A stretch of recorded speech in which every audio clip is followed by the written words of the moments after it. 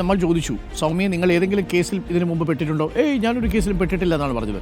ഇപ്പോൾ നമ്മൾ അന്വേഷിക്കുമ്പോഴാണ് നേരത്തെ തന്നെ കഞ്ചാവ് കൈവശം വെച്ചതിനും പൊതുസ്ഥലത്തുൾപ്പെടെ ഉപയോഗിച്ചതിനും 2022 സൗമ്യക്കെതിരെ പോലീസ് ഒരു കേസെടുത്തിരുന്നു. അതേപോലെ ഈ കല്ലടിക്കോട് സ്വദേശിയായ അജീഷിനെ സംഘം ചേർന്ന് മർദ്ദിച്ച കേസിൽ 2ാം പ്രതി കൂടിയാണ് സൗമ്യ എന്ന് പറയുന്നത്. ഇക്ബാൽ അറക്കലുണ്ട് നമുക്ക് കൂടുതൽ വിവരങ്ങളുമായി. ഇക്ബാൽ അറക്കൽ, ഒരു ചെറിയ മീനല്ല ഈ സൗമ്യ എന്നാണ് നമ്മൾ മനസ്സിലാക്കുന്നത്. താരതമ്യേന സാമ്പത്തികമായി പിന്നാക്കാവസ്ഥയിലുള്ള ഒരു കുടുംബത്തിൽ നിന്ന് വന്ന് വളരെ പെട്ടെന്നായിരുന്നു സൗമ്യയുടെ ഒരു സാമ്പത്തിക വളർച്ചയെന്ന് നമ്മൾ മനസ്സിലാക്കുന്നു. ചില ദുരൂഹമായ ഇടപാടുകളുണ്ട് എന്നത് നിശ്ചയമാണ്. ഇതിൽ മറ്റു ചില കേസുകൾ കൂടി സൗമ്യക്കെതിരെയുണ്ട്, അല്ലേ ഇക്ബാൽ?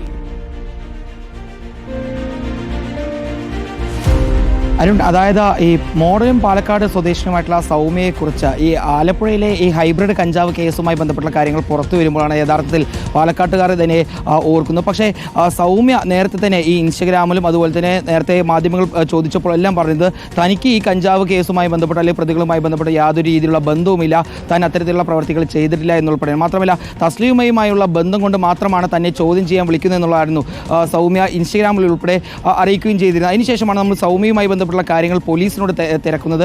അങ്ങനെ പോലീസിന്റെ രേഖകളിൽ സൗമ്യ 3 കേസുകളിലെ പ്രതിയാണ്.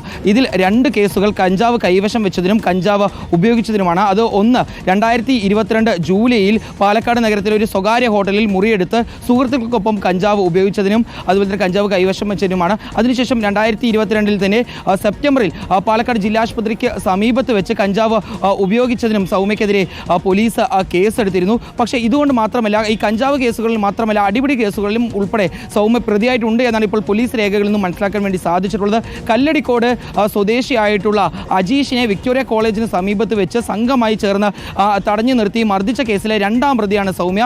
സൗമ്യയുടെ സുഹൃത്തുക്കൾ ഉൾപ്പെടെ അന്ന് ഉണ്ടായിരുന്നു.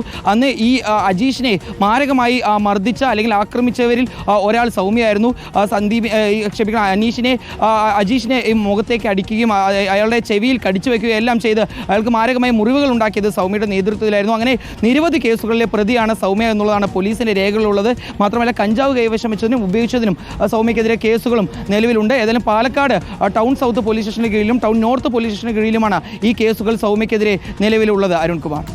ഓക്കെ, എന്തായാലും ഈ സൗമ്യ അത്ര ചെറിയ കക്ഷിയല്ല എന്നുള്ളത് പ്രേക്ഷകർക്ക് ബോധ്യമായിട്ടുണ്ടാവും. നേരത്തെയും ക്രിമിനൽ കേസുകളിൽ പ്രതിയാണ്. അടിപിടി കേസിലടക്കം കഞ്ചാവ് കൈവശം വെച്ചതിനും പൊതുസ്ഥലത്ത് കഞ്ചാവ് ഉപയോഗിച്ചതിനും അടക്കമാണ് കേസെടുത്തിരിക്കുന്നത്. ഇക്ബാൽ അറക്കലാണ് വിവരങ്ങൾ നൽകിയത്.